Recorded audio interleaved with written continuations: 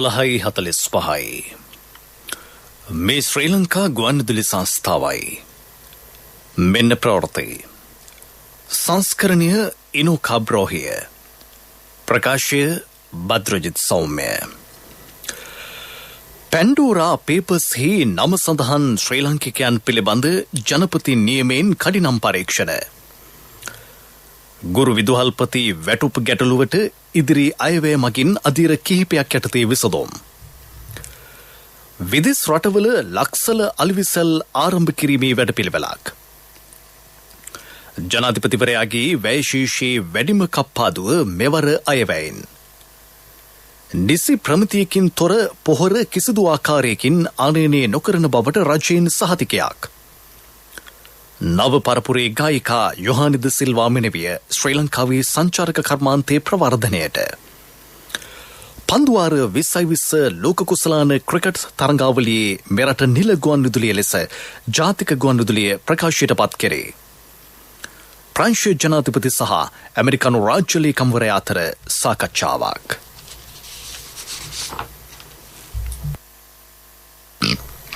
මීට දින කිහිපයකට පෙර ලෝපුරා ආන්දෝලනයක් ඇති කළ පැන්ඩෝරා පේපර්ස් නමින් ප්‍රකට වූ වත්කම් සටහන්වල නම සඳහන් ශ්‍රී ලාංකිකයන් සමග එම ගනුදෙනු පිළිබඳ කඩිනම් පරීක්ෂණයක් පවත්වන ලෙස ජනාධිපති ගෝඨාභය රාජපක්ෂ මැතිතුමා අල්ලස්සෝ දූෂණ විමර්ශන කොමිෂන් සභාවේ සභාපතිවරයාට අද නියෝග කළේය. එම වාර්තාව මසක් ඇතුළත ලබා දෙන ලෙස එතුමා දැනුම් දී ඇත. ගුරු විදුහල්පති වැටුප් විෂමතා ඉවත් කිරීම මුදල් ප්‍රශ්නයක් පමණක් නොවන බව රාජ්‍ය අමාත්‍ය සුසිල් ප්‍රේමචන්ද මහතා පවසයි. 1994 වසරේදී ගුරු සේවා ව්‍යවස්ථාව හඳුන්වා දී වැටුප් වැඩි කිරීමක් සිදු විය. ඉන් පසුව ඇති වූ රාජ්‍ය සේවා වැටුප් විෂමතාව ඉවත් කිරීම සඳහා බී.සී. පෙරේරා වැටුප් කොමිසම පත් කෙරිණි. ඉන් අනතුරුව ගුරු විදුහල්පති සේවයේ වැටුප් සම්බන්ධ ගැටලුව පසෙක තබා රාජ්‍ය සේවයේ විෂමතා ඉවත් කිරීමට පියවර ගැනින. එහිදී ගුරු විදුහල්පති සේවය සහ සිසු රාජ්‍ය සේවා අතර ඇති වූ වැටුප් විෂමතා දිගින් දිගටම වසර 24ක් පුරා පැවති බව රාජ්‍ය ඇමතිවරයා පෙන්වා දුන්නේය. 2015-2020 දක්වා කාලය තුළ 2015-2020 දක්වා කාලය තුළ ඇමති අනුකමටුව සලකා බලන ලද වැටුප් පරිමාණ වාර්තාව පවතී. ඉන්පසු සුබෝධිනී වාර්තාව පසුගිය වසරේදී ඉදිරිපත් කෙරිණ. ගුරු විදුහල්පති වැටුප් ගැටලුව විසඳීමේදී රාජ්‍ය සේවයේ සිසු අංශවලට සාධාරණයක් ගුරු විදුහල්පති වැටුප් ගැටලුව විසඳීමේදී රාජ්‍ය සේවයේ සිසු අංශවලට අසාධාරණයක් නොවන පරිදි විසඳා ගැනීමේ අවශ්‍යතාව සෑම රජයකටම පැවති බව ප්‍රේමචන්ද මහතා පැවසීය. එම ගැටලුව මෙම වසර 24 පුරා දැකගත හැකි වූ බව පාර්ලිමේන්තුවේදී සමගි ජනබලවේගයේ පාර්ලිමේන්තු මන්ත්‍රී බුද්ධික පතිරණ මහතා නැගූ ප්‍රශ්නයකට පිළිතුරු දෙමින් හෙතෙම කීවේය. මෙම ගැටලුවට ඉදිරි අයවැය මගින් අධිර කිහිපයක් යටතේ විසඳුම් ලබා දීමට අපේක්ෂා කෙරේ.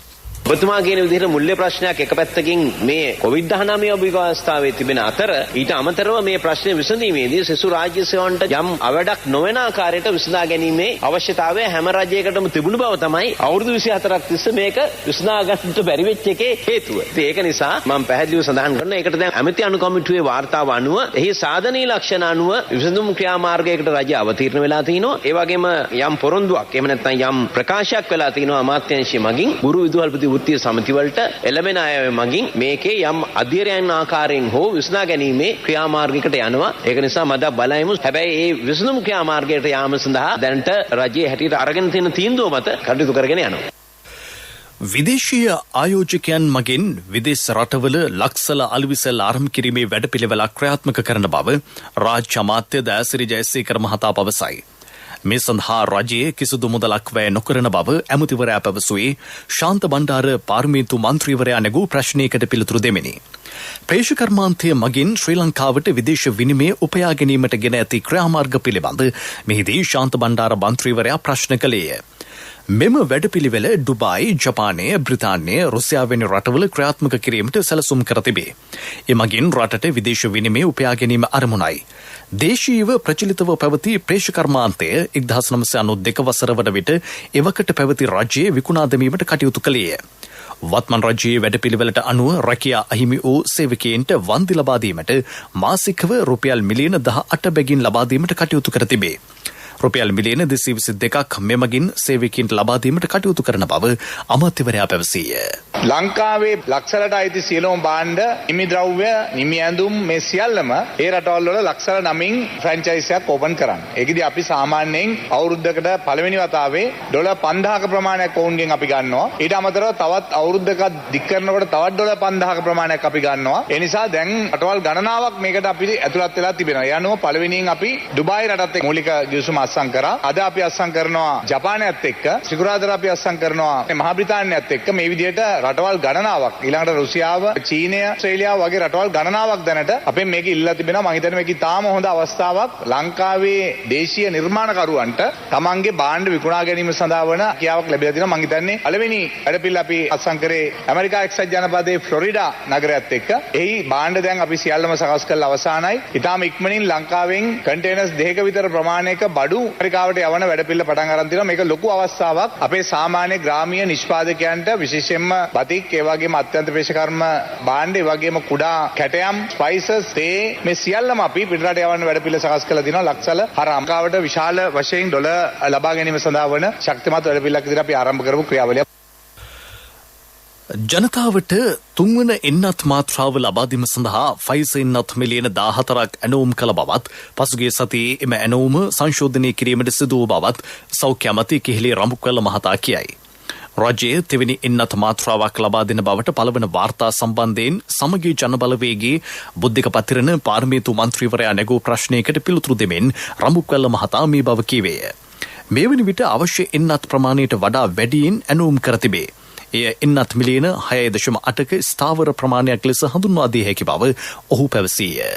ඒ තුන්වෙනි එන්නත ලබා දීම සඳහා එන්නත් ඔක දැන් ඇනවුම් කිරීමේ කටයුතු සැලසුම් කරලා තියෙනවද? තුන්වෙනි එන්නත දෙවෙනි එන්නත ලබා දීමෙන් කොපමණ කාලයකට පස්සෙ දෙන්නේ? ඒ සඳහා විධිමත් කාලසටහනක් හදලා තියෙනවද කියන කාරණය පිළිබඳව මම ඔබතුමාගෙන් විදිහට දැනගන්න කැමතියි. අපි මුල් වශයෙන්ම ෆයිසර් එන්නත් මිලියන 14ක් ඇනවුම් කරා. නමුත් ඒ ඇනවුම ගිය සතියේ තුල අපි ඒක නැවත වරක් සංශෝධනය කරන්න සිද්ධ වුණා. මොකද ලෝක සෞඛ්‍ය සංවිධානය විසින් නිර්ණායකයන් වගේක් ඉදිරිපත් කරලා තියෙනවා දැනට 65ට වැඩි අය. නමුත් අපේ සෞඛ්‍ය ක්ෂේත්‍රයේ 60 ඉඳන් අපි ගම්මුයි කියන තීන්දුවකට ඇවිල්ලා තියෙනවා. ඒ වගේම අපි කියනවා සෞඛ්‍ය සේවයේ ඉදිරියේ වැඩ කරන කණ්ඩායම් වලට ඒ ලබා දෙන්න. දැනට තියෙන්නේ මේ නිර්දේශ පමණයි WHO එකේ නිර්දේශ හැටියට සහ පිළිගත් මතයන් හැටියට. ඒකට සූදානම බොහොම පැහැදිලිව තියෙනවා. මේ වෙනකොට ඇනවුම් කරලා තියෙනවා. ඇනවුම් කරපු ගාන මිලියන 14ක්. නමුත් ඒක අපි සාවර කරා මිලියන 6.8කට අවශ්‍ය ප්‍රමාණය. අවශ්‍ය ප්‍රමාණයටත් වඩා යම්කිසි ප්‍රමාණයක් තිබෙනවා. අපි මේ සන්නාමයන් ගැන කතා කරනවා නම් මම හිතන්නේ මේක හුඟක් වෙලාවටම අපි දකිනවා මාධ්‍ය හරහා නොයෙකුත් මතවාදයන් ඉදිරිපත් වෙනවා. හැබැයි ලෝක සෞඛ්‍ය සංවිධානයෙන් කියලා තියෙනවා යම් ප්‍රමතීන් යම් සන්නාමයන් පාවිච්චි කළ යුතු විශේෂයෙන්ම 12යි 18යි අතර පාවිච්චි කළ යුතු සහ එවැනි තත්ත්වයන් තියෙනවා. ඊට අමතරව කිසිම කෙනෙක් කිසිම සන්නාමයක සඳහන් කරලා නැහැ. මේ වෙනකොට 16ක් එන්නත් 16ක් අනුමත කරලා තියෙනවා. එයින් 6ක් 7ක් පමණ අපේ රටේ තිබෙනවා. මේ ප්‍රවෘත්ති ශ්‍රී ලංකා ගුවන්විදුලි සංස්ථාවෙන් Sri Lanka Insurance පියකුමෙන් මවකමෙන්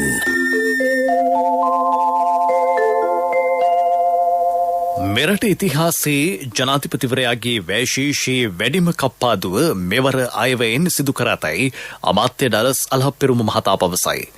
ජනාධිපතිතුමා ලබා දෙන පූර්වාදර්ශය රටේ රාජ්‍ය යාන්ත්‍රණයේ සිළු දෙනා පිළිපැදිය යුතු බව ඔහු සඳහන් කළේ කැබිනට් තීරණ දැනුම් දීම සඳහා අද පැවති මාධ්‍ය හමුවට එක්වෙමිනි. ජනාධිපතිවරණ වැශීෂ ඉතිහාසයේ දැවැන්තම කප්පාදු සිද්ධ වෙලා තියෙනවා. එළඹෙන අයවැයට අදාළ වැශීෂය ඇතුළේ සිද්ධ වෙලා තියෙනවා. ඒක හොඳ පූර්වාදර්ශයක්. රාජ්‍ය ආන්ත්‍රණය ඇතුළේ කුමන හෝ ජනතා නියෝජිතයෙක් අතින් පහළ පළාත් පාලන ආයතනයේ සිට පාර්ලිමේන්තුව දක්වා කැබිනට් මණ්ඩලය දක්වා ඒ ප්‍රතිපත්තීන් වලට ගරු කරන්නේ නැත්නම් ඒව උල්ලංඝනය වෙනවා නම් එහෙම නැත්නම් වගකීම් විරහිතව මහජන මුදල් මිනිසුන්ගේ බදු මුදල් ඒ වගකීම් පැහැර හරිමින් බදු මුදල් වලට ගරු නොකරමින් ක්‍රියාත්මක වෙනවා නම් හෙළිදරව් කරන එක ඔබේ වගකීම. ඒ නිසා එවැනි තැන් මතු කරන්න. එවැනි සිද්ධීන් අපි අඳුනගෙන ඒ සම්බන්ධයෙන් කටයුතු කරන එක තමයි වැදගත් වෙන්නේ. කිසිම ආකාරයක රාජ්‍ය නිලධාරියෙක්ට මහජන නියෝජිතයෙක්ට වගකීම් විරහිතව මහජන මුදල් නොතකා කටයුතු කිරීමේ කිසිදු ශිලාචාර අයිතියක් නැහැ. ඔබත් එක්ක අපිත් ඉඳ ගන්නවා එවැනි හෙළිදරව් කිරීමකදී. කිසිම ආකාරයකින් ආරක්ෂාවක් වෙනුවෙන් පෙනී ඉන්නේ නැති බව මම ඔබට සාතික වෙනවා. මේදී අදහස් දැක්වූ අමාත්‍ය රමේෂ් පතිරණ මහතා සඳහන් කළේ නිසි ප්‍රමිතියකින් තොර පොහොර කිසිදු ආකාරයකින් ආනයනය නොකරන බවයි. චීන තානාපතිවරයා කෘෂිකර්ම අමාත්‍යවරයාට යැවූ ලිපිය සම්බන්ධයෙන් මාධ්‍යවේදියෙකු නැගූ ප්‍රශ්නයකට පිළිතුරු දෙමින් ඔහු මේ බව සඳහන් කළේය. අපි ඉතාම පැහැදිලිව රටට ප්‍රකාශ කළ තුන අවස්ථා කිහිපයකදීම කාබනික පොහොර ආනයනයේදී ගුණාත්මක භාවයෙන් ඉහළ රටට ගැලපෙන කාබනික පොහොර පමණයි මේ රටට ආනයනය කරන්න කියලා. නිසා ප්‍රසම්පාදන ක්‍රියාවලිය ඉතාම විනිවිද පෙනෙන සුළු භාවයෙන් කරන කටයුත්තක්. මේ හා සම්බන්ධ සියලුම තොරතුරු රටට ඉතාම විනිවිද පෙනෙන සුළු භාවයෙන් අනාවරණය කරලා තිබෙනවා. ඒ නිසා අපි ඔබට සහතිකයක් ලබා දෙනවා. අපි කිසිම විටක රටේ ගුණාත්මක භාවය පිළිබඳව කාරණේදී පාදයේ ආපස්සට ගැනීමක් නැහැ. මේ රටට අපි ආනයනය කරනවා නම් ආනයනය කරන්නේ තත්ත්ව පරීක්ෂණ වාර්තාවලින් සමත් වෙන ගුණාත්මක භාවයෙන් ඉහළ කාබනික පොහොර පමණයි කියන සහතිකය අපි ඔබට ලබා දෙනවා. ඒක රටවල් දෙකක් අතර සම්බන්ධතාවයට ගැටලුවක් කිසි විටක වෙන්නේ නැහැ. රටවල් දෙකම අවබෝධයෙන් කටයුතු කරනවා. ඒකට අපේ රටට ලැබිය යුතු ගුණාත්මක භාවයෙන් ඉහළ පොහොර පමණයි කියන එක අපි සෑම කෙනෙක්ම අවබෝධ කරගෙන සිටිනවා. නව පරපුරේ ගායිකා යොහානිද සිල්වා මෙනවිය ශ්‍රී ලංකාවේ සංචාරක කර්මාන්තයේ ප්‍රවර්ධනය කිරීම සඳහා වන සන්නාම තානාපතිවරියක ලෙස පත් කිරීමට සංචාරක අමාත්‍යාංශය පියවරගෙන තිබේ. මේ සඳහා ගිවිසුම්ගත වීමට ඇය එකඟත්වය පළ කර ඇත. මේ සම්බන්ධයෙන් අනුමැතිය ලබා ගැනීමට සංචාරක අමාත්‍ය ප්‍රසන්න රණතුංග මහතා අමාත්‍ය මණ්ඩල පත්‍රිකාවක් යොමු කර තිබේ. මෙරට සංචාරක කර්මාන්තයේ ප්‍රවර්ධනය කිරීම සඳහා වන සන්නාම තානාපතිවරියක් ලෙස ඇය ප්‍රථමයෙන් ඩුබායිහි මේ දිනවල පැවැත්වෙන වර්ල්ඩ් එක්ස්පෝ ප්‍රදර්ශනයට සහභාගී වෙයි. එහි සමාගම් අංගයක් වන ග්ලෝබල් ෆෙස්ටිවල්හි ශ්‍රී ලංකාව නියෝජනය කරමින් ශ්‍රී ලංකා සංචාරක ගීතය ලබන වසරේ ජනවාරි මාසයේදී එළිදක්වන බව සංචාරක අමාත්‍යාංශයේ නිලධාරියෙක් සඳහන් කරයි. පන්දුවාර 2020 ලෝක කුසලාන ක්‍රිකට් තරඟාවලිය එක්සත් අරාබි එමිරාජ්‍යයේදී ලබන 17 වෙනිදා ආරම්භයි. එම තරඟාවලියේ මෙරට නිල ගුවන්විදුලි ලෙස කටයුතු කරන්නේ ශ්‍රී ලංකා ගුවන්විදුලි සංස්ථාවයි. එම නිල ගුවන්විදුලි අයිතිය ප්‍රකාශයට පත් කිරීම සංස්ථා කුමාරතුංග මැදිරියේදී අද දහවල් සිදුවිය. මේ අවස්ථාවට එක් වූ ශ්‍රී ලංකා ගුවන්විදුලි සංස්ථාවේ අධ්‍යක්ෂ ජෙනරාල් චන්ද්‍රපාල ලීනගේ මහතා සඳහන් කළේ මෙම තරඟාවලිය මුළු රටටම ශ්‍රවණය කිරීමට හැකිවන පරිදි ජාතික ගුවන්විදුලියේ විකාශන කටයුතු සිදු කරන බවයි. එදත් අදත් ජාතික ගුවන්විදුලිය ලෙස මෙරට ජනතාවට ක්‍රිකට් සමීප කරවීමට කැපවී ක්‍රියා කරන බව ඔහු කීවේය. ක්‍රිකට් ප්‍රවීණයන් සමග කෙරෙන සංවාද, ක්‍රිකට් ඉතිහාසය, පන්දුවාර 5-5ට තරඟ විස්තර යාවත් කාලීන කිරීම, පෙරදින තරඟ සමාලෝචනය ඇතුළු විශේෂාංග රැසක් සමග ලෝක කුසලාන පන්දුවාර 2020 ක්‍රිකට් තරඟාවලියේ පන්දුවෙන් පන්දුව සජීවී විස්තර ප්‍රචාරයක් ක්‍රීඩාලෝලීන් වෙත ගෙනීමට ජාතික ගුවන්විදුලිය සූදානම්ෙන් සිටී. විදුහල්පතිවරුන්ගේ හා ගුරුවරුන්ගේ ගැටලු විසඳීමට පැහැදිලිව ආණ්ඩුවට බල කරන බව ලංකා ගුරු සංගමයේ ලේකම් ජෝෂප් ස්ටාලින් මහතා පවසයි. ස්ථාන 300ක පමණ අද දවසේ විරෝධතා සංවිධාන කර ඇතැයි හිතම කියයි. කළු කොඩි ඔසවමින් අද ගුරු උද්ඝෝෂණවල යෙදෙන බව අධ්‍යාපන වෘත්තිකයන්ගේ සංගමේ සභාපති පූජ්‍ය උලපනේ සුමංගල ස්වාමීන් වහන්සේ පවසති. ගුරු විදුහල්පති ගැටලුවට පිළිගත හැකි විසඳුමක් මෙතෙක් ලබා දී නැතයි ලංකා ගුරු සේවා සංගමේ ප්‍රධාන ලේකම් මහින්ද ජයසිංහ මහතා සඳහන් කරයි. සාකච්ඡා මාර්ගයෙන් ඕනෑම අවස්ථාවක ගැටලුවලට විසඳුම් සෙවීමට සූදානම් බවද ඔහු සඳහන් කරයි. මේ අතර සැබෑ ගුරුවරයා අයිතිවාසිකම් ගැන මෙන්ම යුතුයකම් පිළිබඳවද සලකා බලන බව ශ්‍රී ලංකා පොදු ජන අධ්‍යාපන සේවා සංගමේ සභාපති වසන්තා හඳපාංගුඩ මහත්මිය ජාතික ගුවන්විදුලියට පැවසුවාය.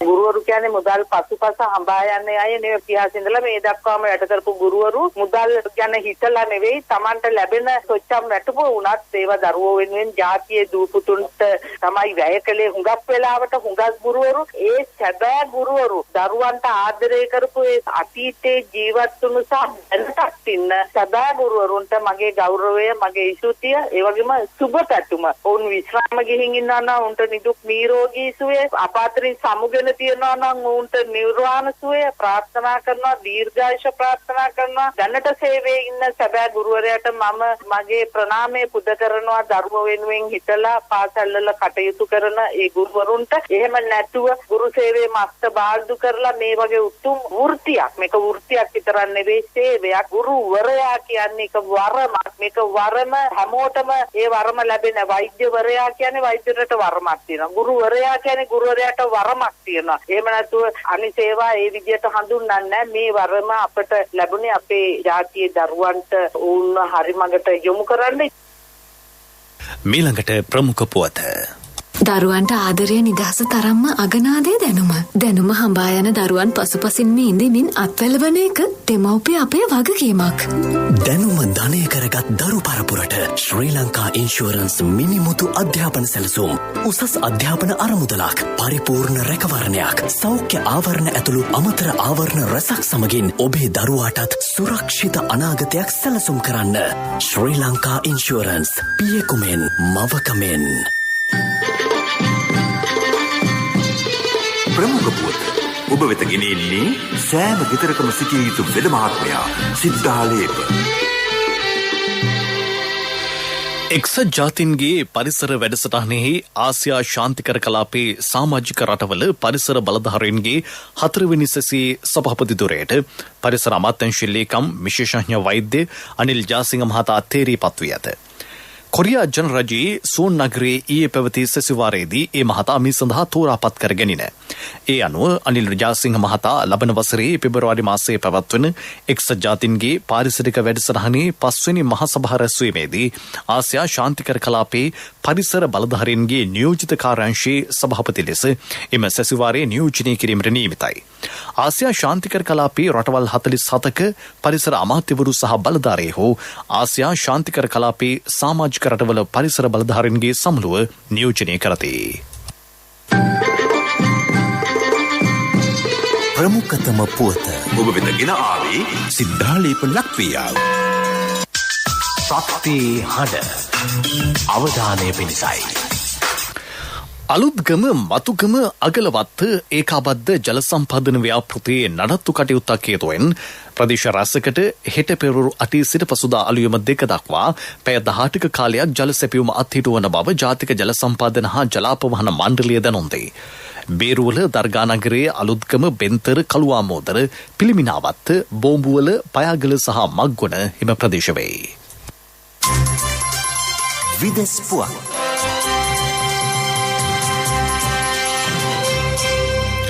ප්‍රංශ ජනාධිපති එමානුවෙල් මැක්‍රොන් මහතා අමරිකානු රාජ්‍ය ලේකම් ඇන්ටනි බ්ලින්කන් මහතා හමුවේ සාකච්ඡා පවත්වයි. එම හමුව ප්‍රංශයේ පැරිස්හිදී ඊයේ සිදුවිය. ඔස්ට්‍රේලියාව, අමරිකාව සහ බ්‍රිතාන්‍ය අතර ආරක්ෂක ගිවිසුම අතරමඟ ඇන හිටීම හේතුවෙන් බිඳ වැටුණු සබඳතා නැවත ගොඩනගා ගැනීම අමරිකානු රාජ්‍ය ලේකම්වරයාගේ මෙම සංචාරයේ අරමුණ වී තිබේ. මෙම හමුවේදී ඇෆ්ගනිස්තානය සමග සමීප සබඳතා පවත්වා ගැනීමට දෙපාර්ශ්වයම එකඟ වූ බව එක්සත් ජනපද රාජ්‍ය දෙපාර්තමේන්තුව නිවේදනයක් නිකුත් කරමින් සඳහන් කරයි. තලිබාන සංවිධානයේ සිය පොරොන්දු ඉටු කිරීමේ වැදගත්කමද මෙහිදී අවධාරණය කෙරින. රුසියාව වෙනස් ආකාරයේ අභ්‍යවකාශ ගමනක පෙරමුණ ගෙනස් තිබේ. එනම් අමරිකානු කාර්ය මණ්ඩලයේ ඉදිරියේ චිත්‍රපටයක් රූගත කිරීම සඳහා කණ්ඩායමක් ජාත්‍යන්තර අභ්‍යවකාශ මධ්‍යස්ථානයේ වෙත යැවීමයි. ක්ලිම් ශිපෙන්කෝ අධ්‍යක්ෂණය කළ මෙම චිත්‍රපටයේ 37 හැවිරිදි ජුලියා තෙරසිල්ට් රංගනයෙන් දායක වේ. මෙම පිරිස රැගත් අභ්‍යවකාශ යානය කසස්ථානයේ සිට ගුවන්ගත වූ අතර පැය කිහිපයකට පසු ජාත්‍යන්තර අභ්‍යවකාශ මධ්‍යස්ථානයට ගොඩ බා තිබේ. අමරිකානු නළු ටොම් ක්‍රූස්ද එහිදී චිත්‍රපටයක් රූගත කිරීමට සැලසුම් කර ඇත. ෆේස්බුක් සමාගමේ වෙබ් අඩවි සහ යෙදුම් ළමයින්ට හානිදායක බවත් එමගින් බෙදීම් ඇති කරන බවත් එම සමාගමේ හිටපු නිලධාරණයක අමරිකානු නීති සම්පාදකයින්ට ප්‍රකාශ කර තිබේ. ඇය පෙන්වා දෙන්නේ එමගින් රටේ ප්‍රජාතන්ත්‍රවාදී දුර්වලන බවයි. ෆේස්බුක් සමාගමේ හිටපු නිෂ්පාදන කළමනාකාරියක වූ 37 හැවිරිදි ෆ්‍රැන්සිස් හෝගන් මහත්මිය කැපිටල්හි පැවති නඩු විභාගයකදී සමාගම දැඩි ලෙස විවේචනය කළාය. කෙසේ වෙතත් ෆේස්බුක්හි නිර්මාතෘ මාර්ක් සකර්බර්ග්ගේ ඊට ප්‍රතිචාර දක්වමින් පෙන්වා දී ඇත්තේ මෑත කාලයේදී වැරදි නිරූපණ තුළින් සමාගමේ ප්‍රතිරූපයට හානි කිරීමට ඇතැම් පිරිස් ක්‍රියා කරමින් සිටින බවයි.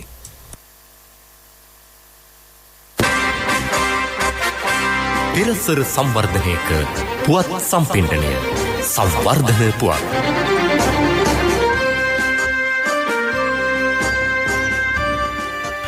ගාල්ල දිස්ත්‍රික්කයේ පාසල් 200ක් සඳහා සුහුරු පන්ති කාමර සහ නවීන පරිගණක විද්‍යාගාර ඉදිකිරීමට ඉන්දිය රජයේ සහය ලැබී තිබේ. මේ යටතේ රුපියල් මිලියන 300ක මුල්‍ය ප්‍රදානයක් ලබා දීමට ඉන්දිය රජයේ එකඟතාව පළ කර ඇත. නවීන තාක්ෂණික අංග සහිත ගුණාත්මක අධ්‍යාපන අවස්ථා සඳහා දරුවන්ට සාධාරණ ප්‍රවේශයක් ලබා දීමේ අරමුණින් එම සුහුරු පන්ති කාමර ඉදිකිරේ. මෙම මුල්‍ය ප්‍රදානය ලබා ගැනීම සඳහා ඉන්දිය රජයේ සහ ශ්‍රී ලංකා රජය අතර අවබෝධතා ගිවිසුමකට අත්සන්ත වීමට නියමිතයි. ඊට අදාළ කැබිනට් අනුමැතිය ලැබී තිබේ. ක්‍රීඩා පුවත්. සංචාරක ශ්‍රී ලංකා කණ්ඩායම සහ ඕමාන කණ්ඩායම අතර පළමු 2020 තරගයේ ඕමානයේදී හෙට පැවැත්වේ. දෙරට අතර 2020 තරග දෙකක් පැවැත්වුණ අතර දෙවෙනි තරගයේ 9 වෙනිදා පැවැත්වේ. මෙම තරග දෙකම ඕමානයේ ඇමරට් ක්‍රිකට් ක්‍රීඩාංගණයේදී පැවැත්වීමට විධිවිධාන යොදා ඇත. ඕමානයේ සහ එක්සත් අරාබි එමිරාත්‍යයේ දේශගුණික තත්ත්වයේ සහ තනතිරුවල හැසිරීම බොහෝ දුරට එක සමාන වේ. එබැවින් පන්දුවාර 2020 ලෝක කුසලානය සඳහා මේ හොඳ පිටිවහලක් වනු ඇත. මෙම තරග දෙකට සහභාගී වීමෙන් පසු ශ්‍රී ලංකා කණ්ඩායම එක්සත් අරාබි එමිරාත්‍යය බලා පිටත්ව යයි. ව්‍යාපාරික පුවත් ඔබ වෙත ගෙන එන්නේ NSB සල්ලි එහෙන් තෑගි මෙහෙන් ස්වර්ණ ජයන්ති වාසනා ජයග්‍රාහකයා ඔබද. SLT මොබිටෙල් ට්‍රිබල් බඩි නමින් විශේෂ අන්තර්ජාල පැකේජයක් එළිදක්වයි. Facebook, WhatsApp සහ YouTube යන සමාජ මාධ්‍ය භාවිතය සඳහා මෙම පැකේජය හඳුන්වා දී ඇත. ට්‍රිපල් බඩි පැකේජය ඔස්සේ යම් අයෙකුට මාසිකව රුපියල් 339ක් වැනි මුදලකට නොනවතින ඩේටා ලබා ගත හැකි වෙයි. සීමාවකින් තොරව Facebook, WhatsApp සහ YouTube නැරඹිය හැකි ආකාරයට සහ අතිරේක 2GB ඩේටා ඇතුළත් වන පරිදි මෙම පැකේජය නිර්මාණය කර ඇත. ව්‍යාපාරික පුවත් ඔබ වෙත ගෙනාවේ NSB සල්ලි එහෙන් තෑගි මෙහෙන් ස්වර්ණ ජයන්ති වාසනා ජයග්‍රාහකයා ඔබද. NSB ස්වර්ණ ජයන්තිය වෙනුවෙන් සුපිරි ජයග්‍රාහකයාට රන් පවුන් 50ක්, දෙවැනි ජයග්‍රාහකින් 10 දෙනාට ස්කූටර්, දෙවැනි ජයග්‍රාහකින් 10 දෙනාට iPhone, සිව්වැනි ජයග්‍රාහකින් 29 දෙනාට mountain bike 2021 ඔක්තෝබර් 1 වෙනිදා සිට 2022 සැප්තැම්බර් 30 දක්වා NSB Youth Trust හා අවමය මාසිකව ඇමරිකානු ඩොලර් 100ක් හෝ ඊට සමාන ඕනෑම විදේශ මුදලක් මාස 6ක් නොකඩවා එවන්න. ආර්ථික පුවත් ආවරණය ඔබේ ඕනම අවශ්‍යතාවයකට සුදුසු මූල්‍ය විසඳුම් දෙන එන අය දියුණු වෙන අය එන LOLC සමූහය එන්න දියුණු වෙන්න. දෙක්වැල්ල මැතිවරණ කොට්ටාශයේ සෞභාග්‍ය නිෂ්පාදන ගම්මාන 4ක් ක්‍රියාත්මක කරන බව රාජ්‍ය අමාත්‍ය කංචන විජේසේකර මහතා පවසයි. සෞභාග්‍ය ගම්මාන සම්බන්ධීකරණ කමිටුවට වෙන් කරන මුදලින් ජීවන නිපුණතා වැඩසටහන් ක්‍රියාත්මක කරන ලෙස රාජ්‍ය අමාත්‍යවරයා ඉල්ලීමක් කරයි. මෙම වැඩසටහන සඳහාද ඉහළ දායකත්වයක් ලබා දෙන බව හෙතම කියයි. යුතුකම් වගකීම් එක්ක සල්ලි ඉතුරු කරන්න ලේසි නෑ. ඔබේ ස්ථාවර තැන්පතට ආකර්ෂණීය පොලියක් හා ආරක්ෂාවක් දෙන්න අපි පොරොන්දු වෙන්නේ ඒකයි. LOLC Finance ස්ථාවර තැන්පතු ඉතිරිය උතුරන්න. 2001 දෙසැම්බර් 13 වෙනි දින නීතිගත කරන ලද LOLC Finance PLC ICRA Lanka limited වෙතින් SLA ස්ථාවර ශ්‍රේණිය ලබා ඇත. 2011 අංක 42 දරන මුදල් ව්‍යාපාර පනත යටතේ ශ්‍රී ලංකා මහ බැංකුවේ මුදල් මණ්ඩලය වෙතින් බලපත්‍රලාභී මුදල් සමාගමකි.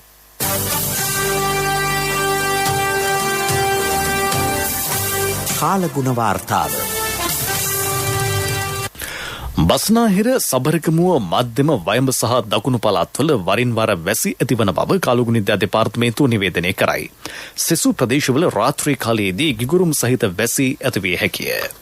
ප්‍රවෘත්ති අවසන් කිරීමට පෙර යලි සිරස්තල. පැන්ඩෝරා පේපර්ස්හි නම සඳහන් ශ්‍රී ලාංකිකයන් පිළිබඳව ජනපති නියමයෙන් කඩිනම් පරීක්ෂණ.